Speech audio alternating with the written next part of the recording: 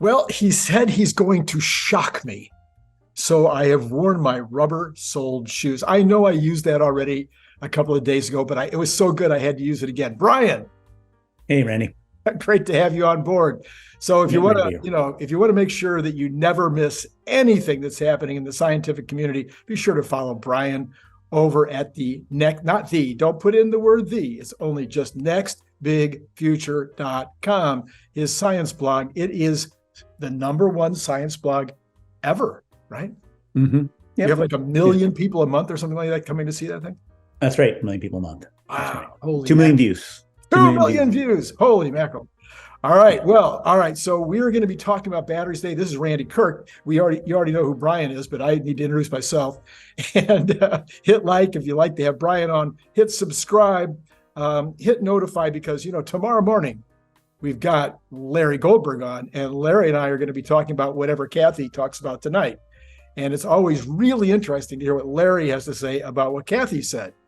And then some people are even interested in what I have to say about all of it. But anyway, that's tomorrow morning. Hit notify to be sure that you get to hear that. And then I'm just going to flash this, Brian, just for a second. I'm just going to flash this real quick just to remind people.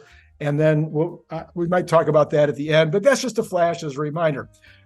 Brian, Mm-hmm. you want to talk about batteries. Yes. Yes. Everybody in the entire world right now is talking about Model 3 Highland. And part of that was we thought might be a battery story, but apparently it's got the same batteries and the same motors, but it goes further by 12% just because of aerodynamics and 150 pounds lighter. Mm-hmm. Right. So that was a surprise. Yep. Yeah. So I thought they were going to have the M3P CATL battery in there. But that's a surprise that they got that much out of those things. I think must be some other drivetrain, other, in a bunch of 100 little changes that added up to another few percent. Because going from 225 to 219, I think that's 3% from aerodynamics, right? Uh-huh. And then they did not change the cross section. Well, I think that might work in there. And then the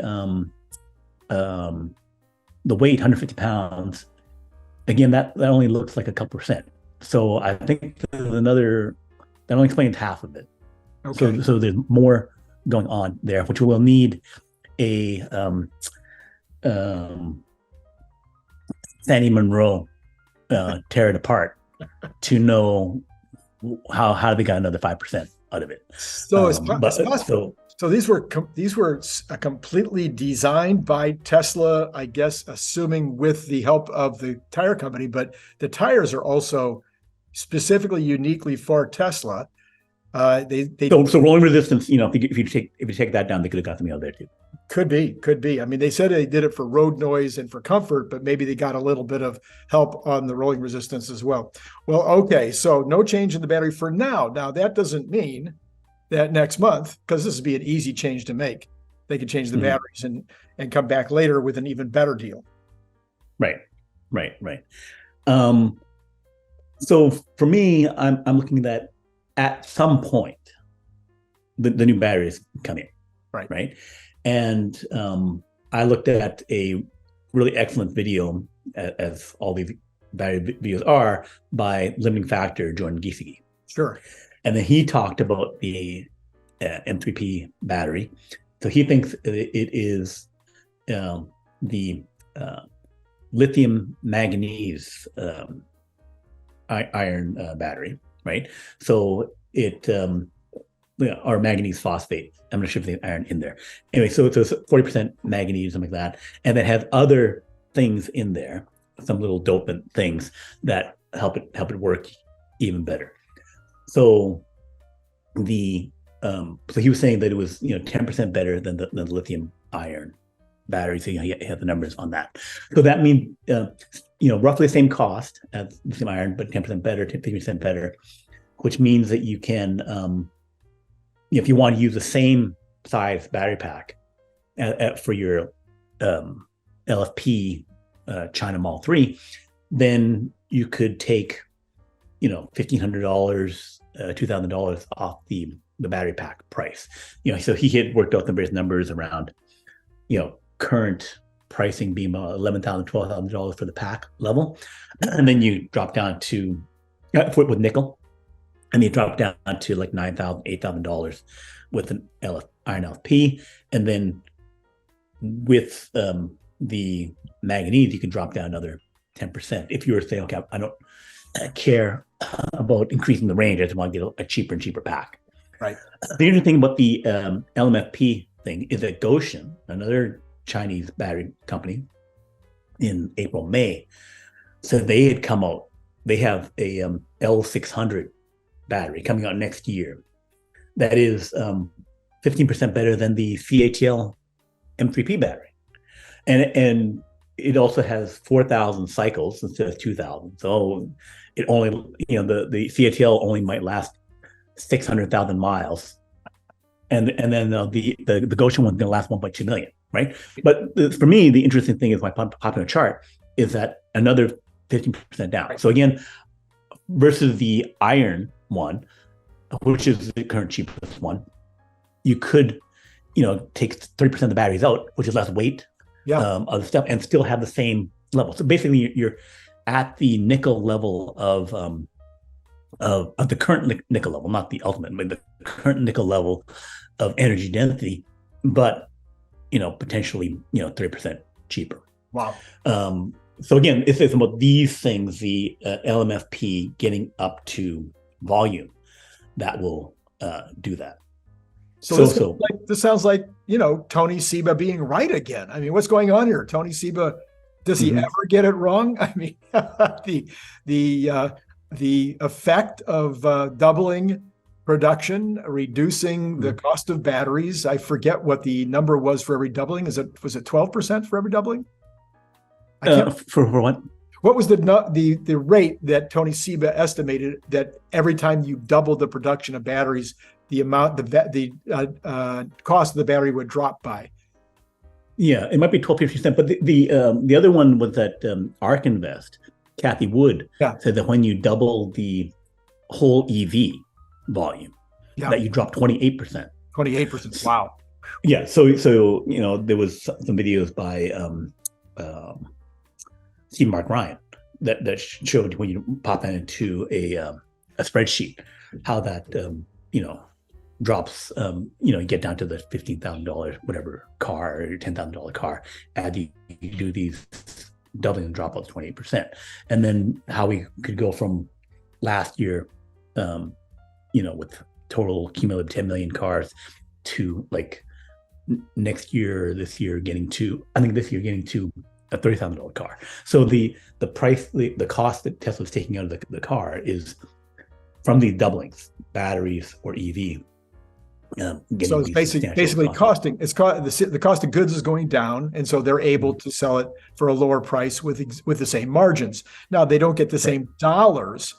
People sometimes forget about that. Oh, good, we're still at 20% or we're still at 25% margins. But if you're selling a $100,000 car and you're at a 20% margin, that's 20 grand. If you've got an $80,000 car and you're at 20% margin, it's only 16,000. So the gross dollar, or what we call the nominal in economics, what they call the nominal dollar amount actually goes down, but the margins stay the same, and margins ultimately are what we're after.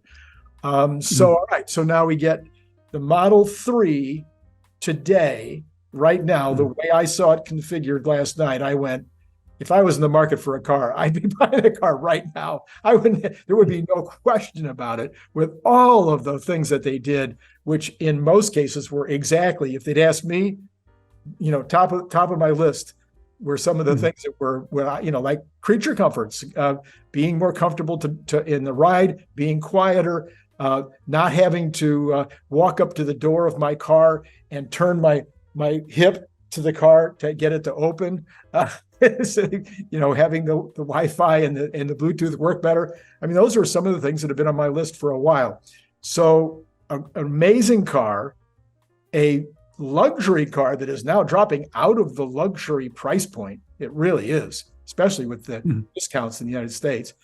and the battery prices continuing to come down because of the overall battery market, but then in addition, coming down because of the doubling of manufacture. I'm forgetting for the minute what they call that effect. The Wright's law. The Wright's law, yes, Wright's law. So because of Wright's law, the price of the batteries are going to be coming down even besides supply demand. They're coming down because their actual cost to make the battery is coming down. So you have all of these things affecting the ultimate retail. So all right, we've got that part. I'm thinking there's more to your story. So as we know, the iron LFP about $8 per kilowatt hour right now, right? At the pack level, 120. And as you said, increasing volumes, reducing the price, can head down to $50, possibly at the pack level, definitely at the cell level, right? And then with LMFP, we're saying that they can get to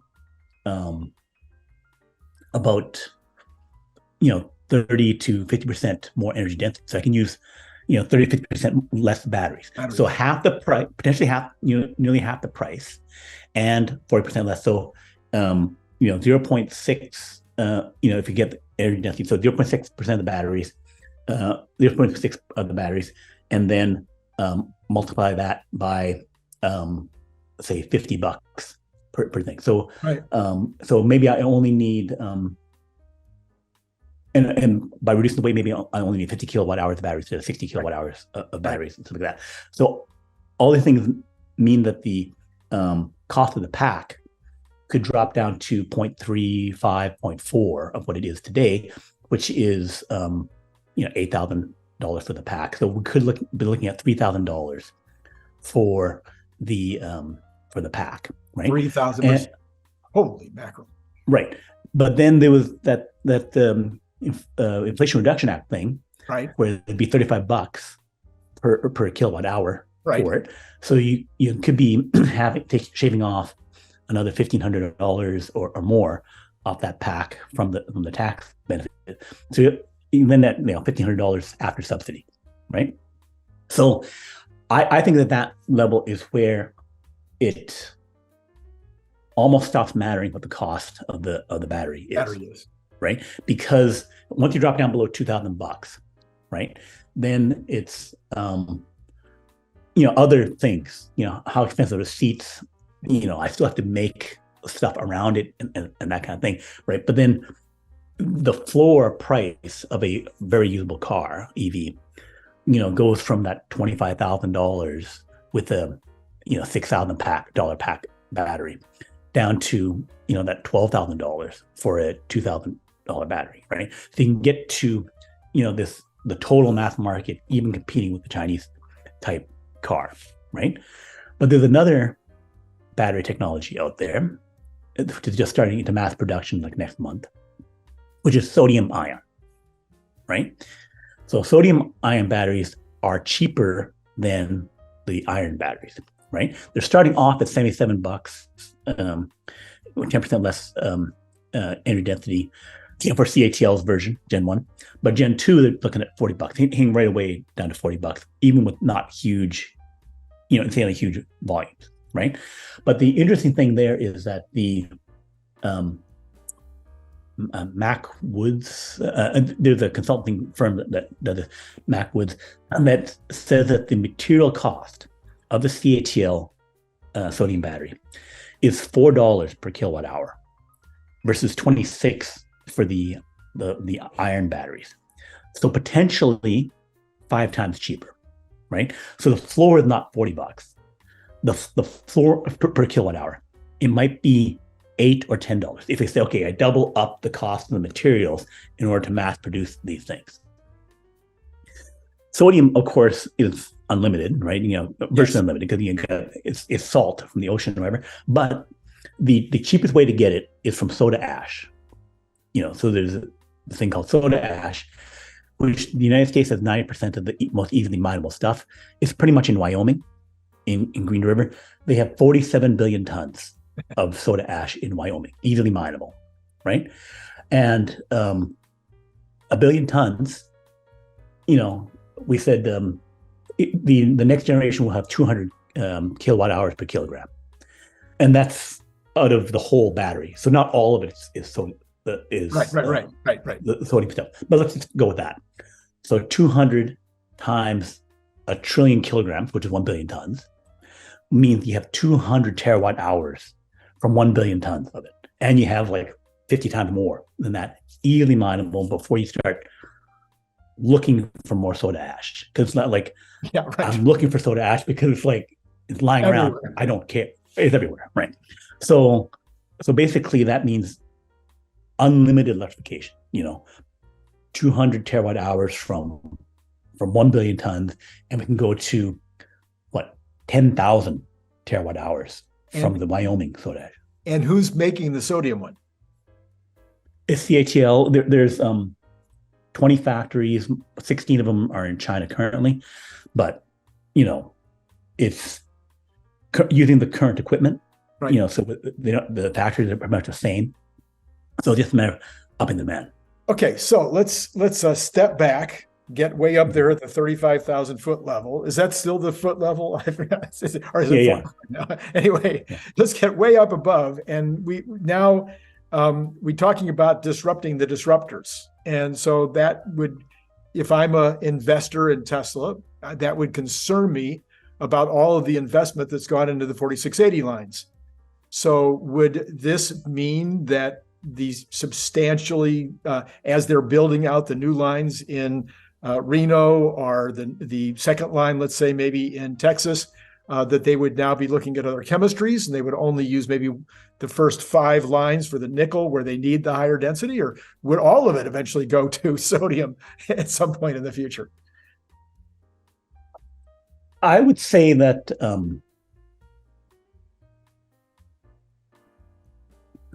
eventually the good enough, like at the 200 watt hours per kilogram, you can make a perfectly usable car, particularly with all the efficiencies and stuff like that. But I said, if you drop below $2,000 for the pack, right? Yes. If I can get double the range of my $2,000 pack, I'm not going to say, okay, I have to have half the range in order to get to $1,000, right? Right. $1,000 in order to have half the performance, it doesn't make sense. Right. So then you do want the other performance for the vehicle, right? Where it doesn't matter is for my Megapacks and power walls and all that, right? We're basically virtually free storage, right? Where if I've gone at $10 per kilowatt hour versus 100 now, I've gone 10 times cheaper. The material cost of my Megapack, my $2 million Megapack, has now gone to $200,000. Right.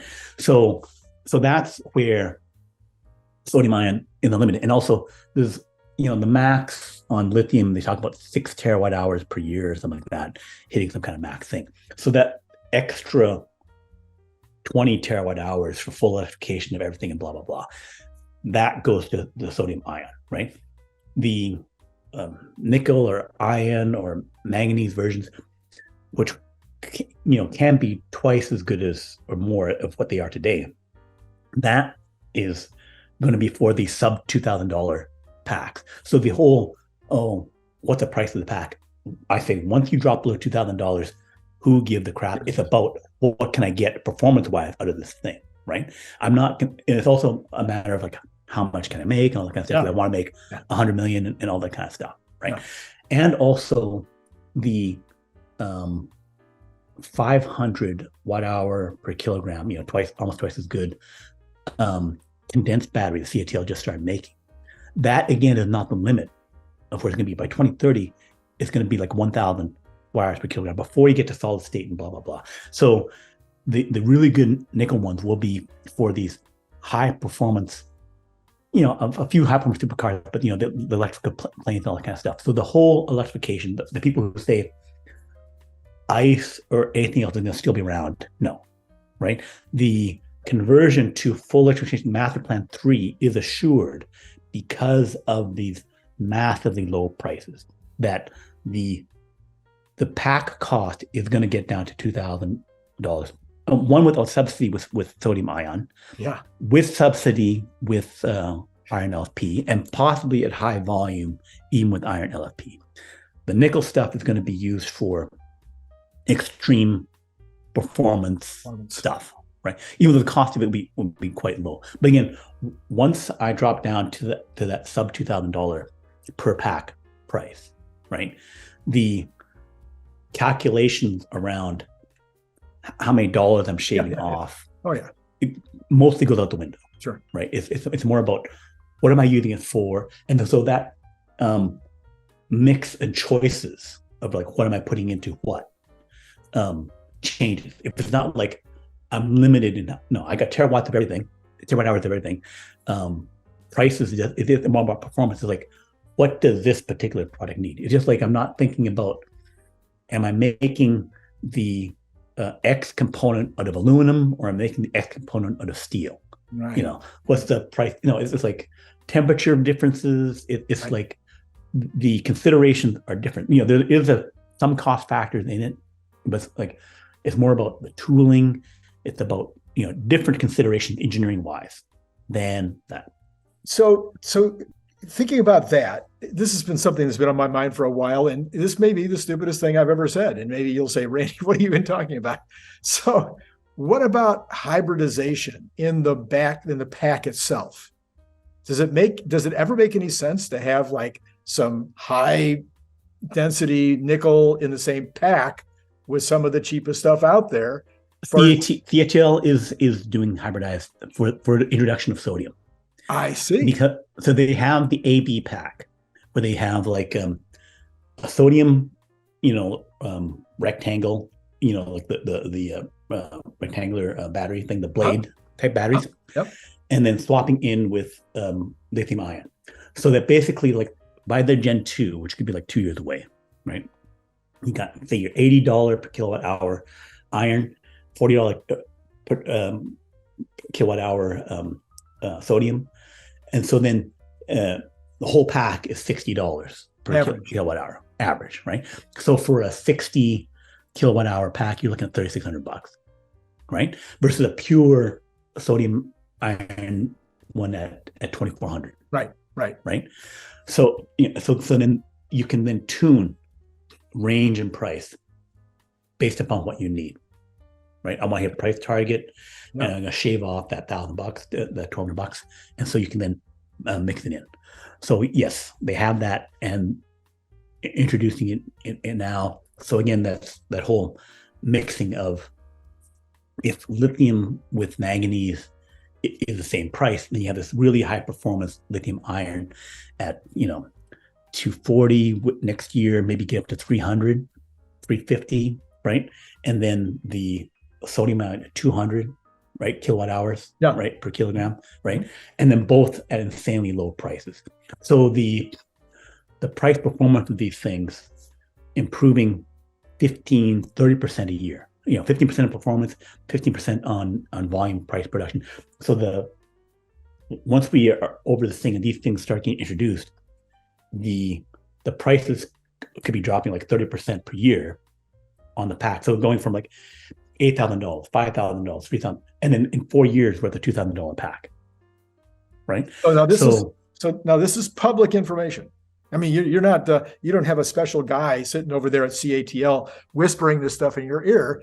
They've already announced that they're going to have an $80 price and a $40 event, $44 eventually. This is all public information.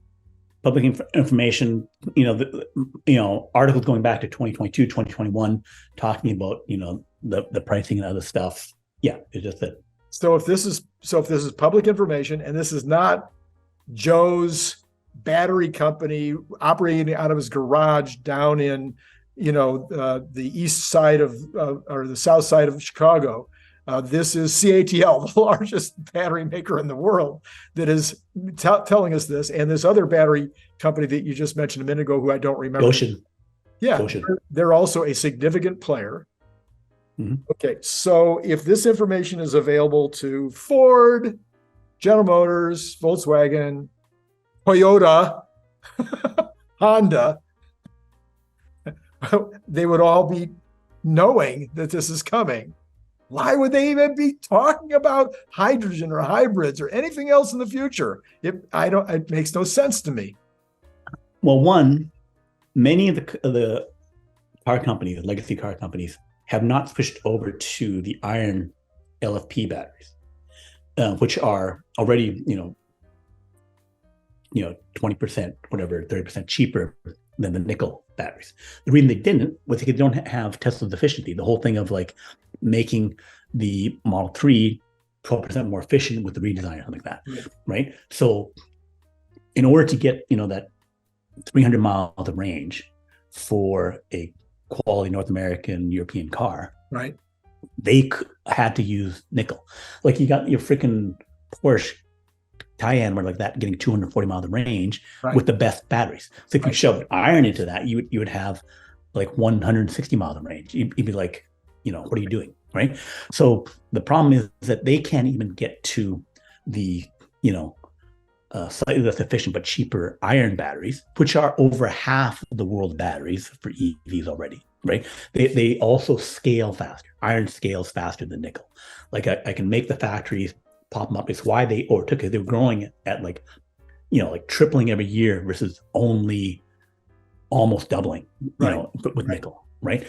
So they already, that was not a small move, and they were still behind on that, right? So all of the companies, BYD, Tesla, with the high volume, have a substantial amount of iron LFP batteries as their thing, because that's what's at volume, that's what's lower cost, right? So why don't they do it is because you have to make a efficient quality EV to begin with, which is BYD and high volume, BYD and Tesla, right? Because who's over 400,000 cars per year, 500,000 cars per year, right? It's those two guys. And then Volkswagen kind of gets there with freaking 20 brands or whatever, like Porsche and all these companies added up together, making all these models to get there, right? Ford and GM are, I think, 100,000 cars per year, something like that. So in order to get to volume, you must have iron LFP batteries. And when you step up to the next phase, it's going to be sodium ion batteries. Chery is one of the Chinese car makers. They're going to make the first sodium ion battery car. BYD is going to make a sodium ion car. So those sodium ion battery cars are coming at the cheap end, because China's making those sub $15,000 cars, which have less than 200 miles of range, and they don't care. They just want to lower the cost. Sure. Right. But Tesla's not playing in that market until the technology is ready. Right. Yes. When they get the next generation sodium ion battery at 200 watt hours, and say, okay, yes, we will use that, right? And they may do hybridization, other stuff like that. So hybridize first, where I don't want to give up too much range, and then. But the thing is, the first generation is only going to be scaling up to like 20 to 40 gigawatt hours. It's a tiny amount. It's like 100,000, 200,000 cars or whatever it is, right? Per year. So it's not relevant to Tesla making 4 million cars, hopefully 3 million, 4 million cars next year, right? It's saving on 100,000 cars to Tesla. It's not worth the trouble. So okay, but what we've known all along, according to Tony Seba and Cathie Wood, is that the price of the electric cars will be coming down. Wall Street doesn't get that at all. I don't know. They watched calculators, they watched computers, they watched televisions. But the interesting thing about the televisions and the computers is that Apple and other people have always managed to have enough new fun stuff to throw in there to keep the average, to keep an Apple laptop, to keep my Air, to keep that at $1,000, to keep my phone at $1,000. It wasn't where the iPhone dropped from 1,000 to 700 to 500 to 300, but the $1,000 iPhone of today has so much more in it than what the $1,000 iPhone had 5 years ago. So Wall Street is not ready. They don't get it when Tesla now drops the price of the X down to $79.9, putting it within the discount range for the IRA. they don't get that they can do this because they've got all these savings. It isn't part of the playbook. I think it's the iPhone and that stuff was coming into a mature cell phone industry, right? So there was already a billion Nokia phones around, that kind of stuff. And so then came in different price points and moved up and stuff like that. So it's right now the technology on the EVs that's driving more of the price changes. You have to, I think the more correct comparison would be to compare to the era of the introduction of the IBM PC, where you're adding in double, triple the performance. Yes. Your the price is like $4,000 for a crude PC, and then it went down to $1,000, and then the standard desktop underneath your desk PC box, and sold in at $500 to $1,000. But then there were times where you buy $300 ones, right? Before people kind of figured out, I want a bit better, right? Yeah. So that price discovery of what that is something that we're still going towards, right? I think the North America will settle in at 20K vehicles in the most main situation. China, India, other places will have very good $7,000 to $15,000, because the price point where the bulk of them are now will be there, but then there'll be the quality ones where Tesla will play at the quality level, right? With this high volume for the masses of the whole world kind of thing, where you're selling at the $1 billion level. But the fact that the iPhone stayed at $1,000 or $700, there are lots of Android phones, high quality ones at the $200 level, especially outside of North America. There's really good $100 phones, right? So that the price point things won't be a standard price, because the different consumers you're dealing with. The per capita GDP of the United States is almost 80,000. Yeah. So, well, okay. So, is there more? So the interesting thing I would say that the potential of the $35 per kilowatt hour less battery, is real. 2030, could see that thing, and the Inflation Reduction Act goes beyond that. So especially for Megapack. So the free after subsidy battery, could exist after 2030. And and then how does the non-electric product, withstand that? Well, you know my position. I believe the ICE car is dead in 2027 anyway, so so it's not going to matter. I mean, it'll be great to get the price of these cars down to where they're completely affordable, and then of course you throw in whether they're robo-taxis or not. So then it does though. All these things do change the dynamic though of the market. So where I'm saying right now, if I can get a robo-taxi ride for $1.50 or $1 a mile, I'll throw away my car. I'll sell my car. I don't need a car anymore. We'll keep one car maybe. We'll keep the Y, get rid of the Volvo, and then we'll have one car. But if we need a second car, then I'll just get a robo-taxi, and that'll be fine. And I think there's millions and millions of people across the world that would be perfectly happy to either have one car or no car if the cost of a robo-taxi is $1 or $1.50. And if it goes lower than that, even better. But if all of a sudden the total purchase price of a car is for a really, really, really good car is only $25,000, now you're back to going, well, should I keep a car? So there's going to be a certain percentage of the population say, well, for $25,000, I'll keep a car. Right, and I'm saying that you'll have the really, really good. If you have a $2,000 pack, a $15,000 car with virtually no compromises is very doable, right? Yeah. And then you tack on whatever the FSD is, right? Yeah. Then you get back to 25,000, right? Okay. Yeah. But so 25,000 with FSD, a robotaxi thing. So the car's 12, 15, and the FSD is double that. But they can also break it out in terms of like monthly subscription fees, right, and that kind of thing. Right. So then there'll be an abundance of very good options, And yes, I don't think that people will, the number of people that give up the vehicles will be less. I'm thinking something like New York, which has very good transit, right? Mm-hmm. Where people are very comfortable using that kind of thing. I think it's 35% car ownership, right? Wow.